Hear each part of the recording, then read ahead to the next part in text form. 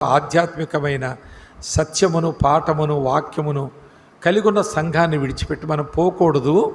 అందుకే ఎవరైనా ఏ సంఘానికి వెళ్ళాలి అని అడిగితే బ్రదర్ అన్నా, హెబ్రోనా, పెంతెకోస్తా, లోదర్ అన్నా, సిఎస్ఐ అది కాదు నేను చెప్పేది.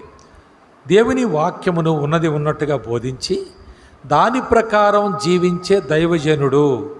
రెండవది, ఆ సంఘములో దేవుని వాక్యమును అనుసరించి జీవించే ఒక 10 మంది ఉన్నా సరే, అది 500 మంది సంఘం కావచ్చు, 10 మంది ఉన్నా సరే ఆ చర్చకు నువ్వు వెళ్ళు. ఆ 10 మందితో నువ్వు సహవాసం చేయి. ఆ దైవజనుడిని తరచుగా కలుసుకో. ఆయనతో నీ వాక్య సంబంధమైన సహవాసమును, సలహాలను కొనసాగించుకో అని వేరే వేరే పట్టణాలకి, దేశాలు కూడా వెళ్తారు కొందరు.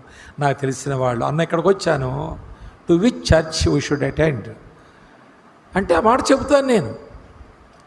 దేవుని వాక్యం ఉన్నదన్నట్టు చెప్పి దేవుని వాక్యమును అనుసరించే దైవజనుడు, అలాంటి కుటుంబాన్ని కలిగిన దైవజనుడు, ఆత్మల భారం కలిగిన దైవజనుడు, సంఘమును ఆధ్యాత్మిక పోషించడానికి గొర్రెలను పచ్చిక బయలుకు తీసుకువెళ్ళే ఒక కాపరిలాగా ప్రతిరోజు గొర్రెలను మేపే పనిలో నిమగ్నమై తన సుఖము కాకుండా గొర్రెల క్షేమం కొరకు ఆలోచించే కాపరి మన దగ్గరకు 10 మంది ఉంటే చాలు.